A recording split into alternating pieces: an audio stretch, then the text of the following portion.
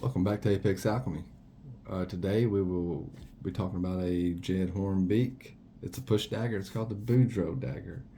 It's very asymmetrical in design. The grinds, I believe, well thought out. At the same time, this thing is like razor sharp, hollow grind. Just we were cutting newspaper with it. It's what kind of he used A2 on this thing. A2. That's one I'm not really familiar with. I'm not really either. I know it's a tool steel. All right, Pat, man, I don't know shit. I think it's a tool steel. But I'm not, I know this. This is what I do know. This is probably the most unique thing that I'm looking at on this knife is the blade stock. And I'm not talking about the blade. I'm talking about like the original stock that it started off from. I don't know if we've measured this yet.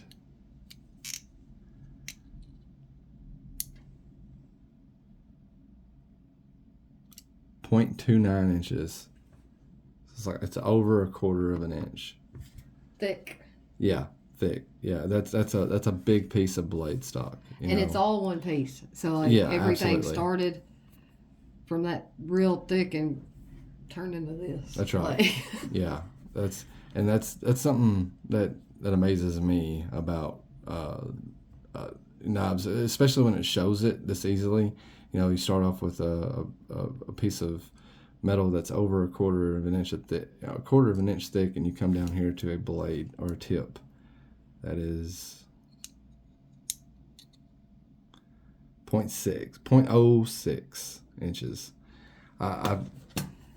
It just blows my mind. And the fact that just by knowing this is all one piece, like all that was one big chunk. Yeah. Like it was a block. Yeah. At some point. And like that's the part that amazes me. I've handled very few push daggers, and there's a reason for that. One, I'm not sure really, like the kind of guy that prepares for a fist fight with the addition of brass knuckles or A weapon. A weapon to stick out my fist. However, handling this one, the reason there's two reasons for that. The second reason is that every push dagger I've ever held in my hand has been extremely uncomfortable. Same can be said with like brass knuckles. I've never really held a good quality pair of brass knuckles. I think they're fun to think about. Yeah, novelty. Novelty type stuff. But this thing was made to use. Mm-hmm. It was made to be very comfortable in hand, and it is. And I keep and even in my hand, like it fits well. Go ahead, pick it up. Like I don't have any problem. Like it's fits exactly where it needs to. No, you can't. Oh, sorry. That's okay. Like Catch myself all the time. in my hand there, like it just goes right in the curve and. Yeah. It's not going to matter how big your hand is unless you just got some extremely huge hands where your knuckles aren't going to fit between here and there. And I just don't, like, I've never met anybody. I'm not saying they don't exist. I'm saying, like, I've never. They few and far between. Yeah. This thing was made with every hand in mind, and I'm really loving the geometry on this knife. It just tells a story. I don't know what story that is, but it feels very. There definitely something that he was thinking of.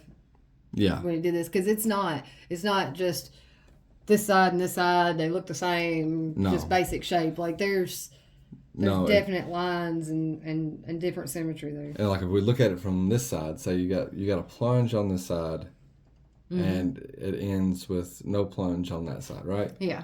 Or ricasso, like Yeah. whatever you would like to, call that.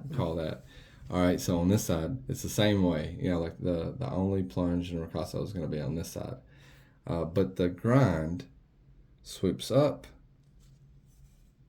Oh no! On both sides. On both sides, yeah. So it's really interesting. Like I thought the grind like sweep down on one. Yeah, like would sweep down on one side and sweep up on the other. But that's totally cool. Like it's just the thought that went into this knife. I believe is underrated, maybe, or maybe like it's not maybe it's underpronounced. Like it's not something that most And of us will pick up and just appreciate the geometry. And even this area, like he didn't leave it just blocked. No, man, like it's rounded. It's smooth there to not dig into your hand. Yeah, when you've got your knuckle around it, like there's not any blocky, like squared off edges there. Right. And I believe Jed has got a background in martial arts. I picked up on one statement he made about martial arts, and which is gonna bring you to the like the video we were watching that was explaining some of the fighting knives, like and how back in the day, like even karate, like wasn't separated just for hand in hand, it all melded together. So martial arts, so at some point, in history, we've the hand to hand has been separated from the hand and weapon. Yeah, has been separated from weapon combat. So but I do believe he has a fascination with weapon combat, and it's I mean, at the end of the day, knives are useful for a couple of different things, and that's one is going to be as a weapon for self-defense or whatever, and the other is as a tool, yeah, for hunting or gathering or cutting stuff up. So it's foolish to assume that knives aren't made for what they're made for. Yeah, what they're made for. That's right. So this knife, I do believe, is one of those knives that would be focused on the fighting element. I think this is one that if we had it, it was ours. This is the one you'd have fun out there punching water bottles with. Stabbing tires and all kinds of stuff. Yeah, I mean, like it would be fun. And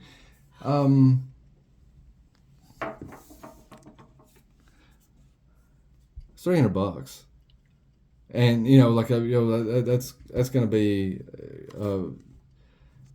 some people are not going to have a problem with that. Some people will think that's maybe a bit steep for a push dagger.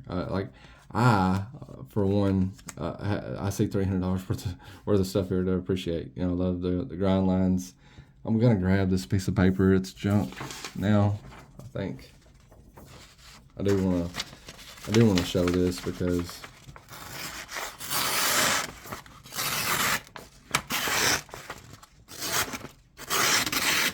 sorry for it's a bad angle. I know it is for cutting. I'll flip it over. Then it's sharp. It's not just sharp enough to a point or to stab, and be pointy. Yeah, it's sharp enough to cut. Yeah. And we can't end the video without talking about the sheath. So let's talk about the sheath, man. I can't even believe we haven't picked it up yet. This does have his initials in it, JED. It's got the brass pins, and it's sewn with blue thread that matches the blue G10. And the side of it's blue as well. That's right. The side of this sheath is blued. So it's blue leather dye. Did a fantastic job again on just a perfection, and symmetry. Like there's like a little bit of a heel here, like that goes all the way around it. Just a rounded off, smooth, very pleasant to touch. Got the ulti clip. I don't know, man. It's a pleasure, in my opinion, to handle the sheath as much as it is the knife. And each of his sheaths is like all the leather sheaths. They're like a piece of art. Right, they are. They very much are. So, I guess we can go over some dimensions, and some weights and stuff like that. What happened to that scale? I got it. You got it? Okay, cool. Oh, about so from looking at 5 1/8 inch overall length. The blade, I'm just gonna count from the blade being from the end of this plunge to looking at right at a 3-inch blade It's maybe like 2. Where are we at? 2 7/8. And the cutting edge won't be that far. About 2.5. A 2.5-inch cutting edge on this side, and a little over on this side. Closer to 2 3/4, maybe? No. Still closer to 2.5. To like 2 9/16, something like that. The width, about 2.5 inches. About an inch wide. It's all hollow ground, by the way. Let's check out the weight.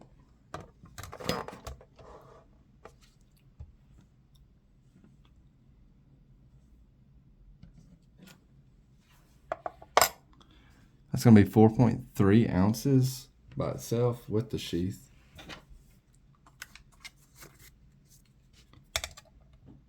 Be 7.2 ounces.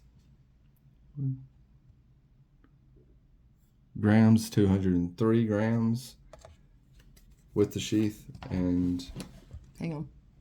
What happened? It wasn't zeroed out when you pulled it up off the sheet. Oh, okay. Well, we'll put it back on there then. 117 grams without the sheath. Let's make sure we were zeroed. Was it zeroed whenever I stuck it on there? I don't know. I just noticed it that time. Okay. 200 grams. Okay, with the sheath.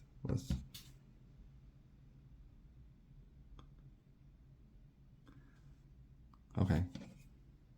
So with the sheath, 7.1. We were at 7.2, right? 7.2. Don't let go. Don't give me the line. And without the sheath, this was 4.3, I think. It said 4.1. So we were off a little bit. Sorry about that, y'all. But just a very comfortable weapon, or self-defense, self-offense, whatever floats your boat. But I'm digging it, man. I think that my favorite thing about the knife is the geometry, for sure. Like it could have just went and simple with it. comfortable. Like if you had to use it for what they're made for. Yep. You wouldn't be fighting against it, like. Right, and that's the Beaudreaux dagger in A2. Asking price $300. You want some sort of variation of this? Don't be afraid to contact him. He's very easy to talk to. It's jedhornbeak@gmail.com. Find him on Instagram, jedhornbeak knives. Got any final thoughts? No, just interesting. I probably never would have picked that up if it hadn't been for him sending them for us to check out. That's right. It's not something in the normal range for us. No, it's not. We're more utilitarian, but it is a pretty cool piece to have around. Thanks for watching, guys. If you like the content, please consider subscribing and hitting the like button, leaving us a comment down below. If not, leave us a comment letting us know what you don't like about it. For everybody else, we will catch you on the flip side.